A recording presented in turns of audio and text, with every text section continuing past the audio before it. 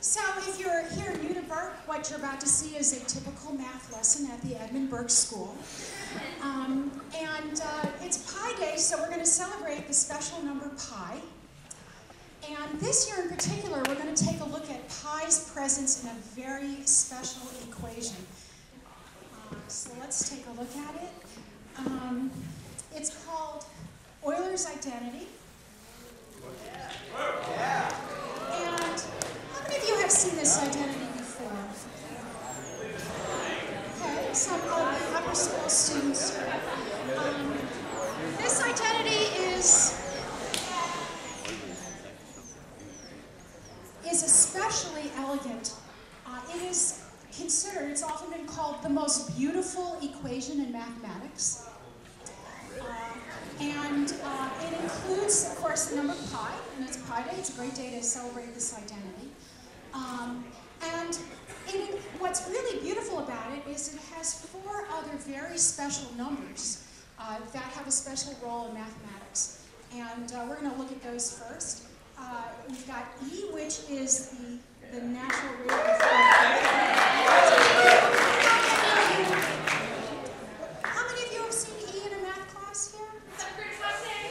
All right, okay. If you haven't, I'll have a remark or two about it so you can understand what's going on.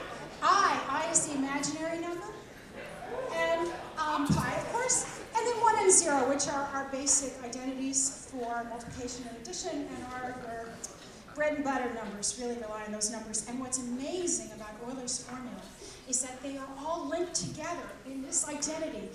And identity means that this is always true. So let's take a look at the gentleman who came up with this particular identity. His name was Leonhard Euler, and he was a Swiss-German mathematician who was born about 300 years ago. And here he is on a Swiss stamp that was issued in celebration of his 250th birthday. You can see the formula from which Euler's identity derives up in the upper left corner there, rising. It says e to the I phi, that one that starts up there in the corner, cosine phi plus I sine phi. Euler's identity is a special case of this. And this equation looks really cool and is wondrous, but is not that much out of our reach. And this morning, for example, my calculus class proved it using differential equations. All right.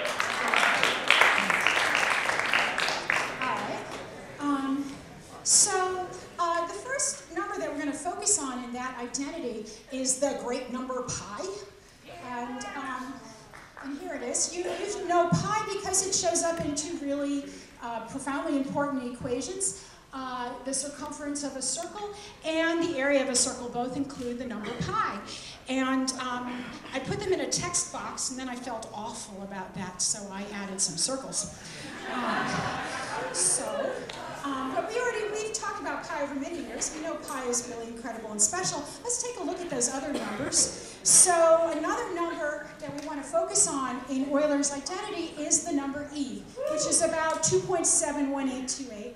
And E, like pi, is an irrational number. That means that its digits repeat, and it goes on and on and on. It's transcendental, which means that it just exists naturally. No one had to create some algebraic equation to solve for it. And what I've drawn here is a graph of the equation y is equal to e to the x, which is my very favorite equation. I'll tell you why. You see the green lines along there next to the function, the drawing of the function? They're like kind of jersey walls. They're holding up the function as it moves. So you can think about those functions. They're actually tangent lines. They're not jersey walls.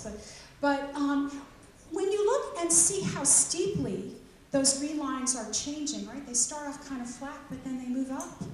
You get a sense from the green lines about how quickly the function y is equal to e to the x is changing.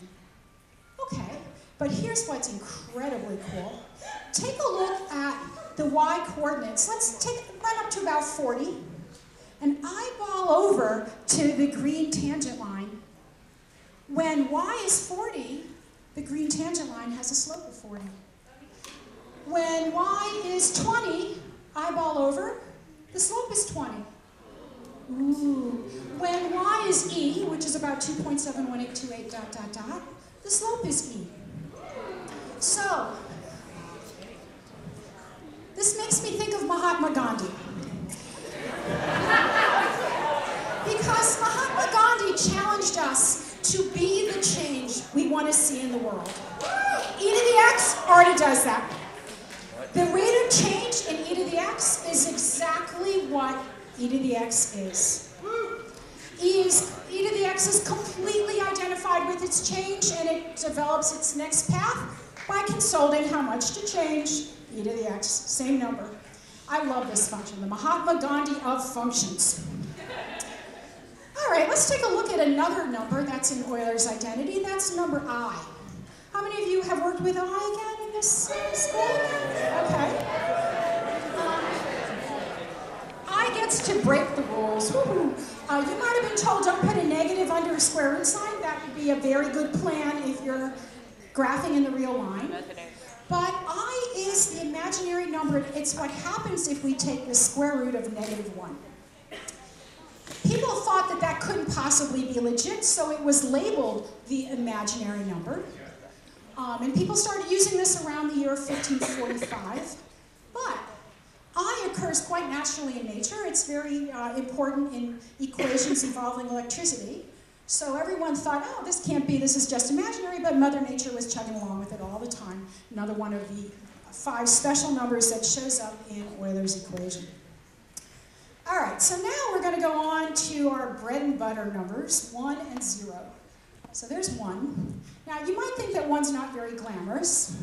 That's the point. I think of 1 as the Michael Collins of the number line. People know who Michael Collins is? Yeah, okay. So, who here remembers the moon landing? Not too many of us. Okay. At the first moon landing, Neil Armstrong and Buzz Aldrin got to walk around on the moon. Someone had to stay with the ship. That was Michael Collins. Okay. So A is the people that got to walk on the moon. They're bounding around, they're multiplying, things are happening. 1 over A is the reciprocal. That's Houston. There's an emergency, bring it back to steady state. 1. Michael Collins waiting to pick him up. Yeah, 1 is really reassuring. I'm glad there's a 1. Otherwise, multiplication would go real haywire.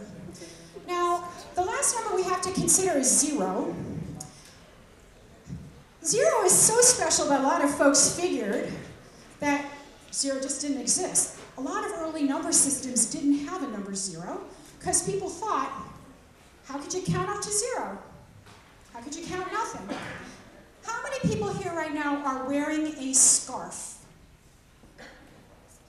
Okay. Now, all of you who are not wearing a scarf have 0 scarves on. It wasn't that hard. You can count to 0. But in Roman mathematics, which is almost an oxymoron given how lousy Roman mathematics were, there's no... Okay, nice poetry. There's no 0, right? You can't write 0. Now, other civilizations did develop a 0. The Babylonians had a 0 as a placeholder and also as a concept of how you can count something that's 0. And in our own hemisphere, the Olmec civilization, which is a pre-Mayan civilization, and the Mayans had 0 as a placeholder. So they knew something the Romans didn't figure out. Why is that a problem for the Romans? Well, let's try to imagine doing a math problem in Roman numerals. Here we go.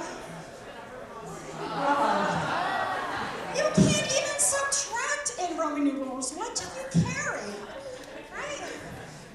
Quite lame. Roman numerals look really nice on cornerstones of buildings. Lousy mathematics. Okay, so 0. So there's a great discovery.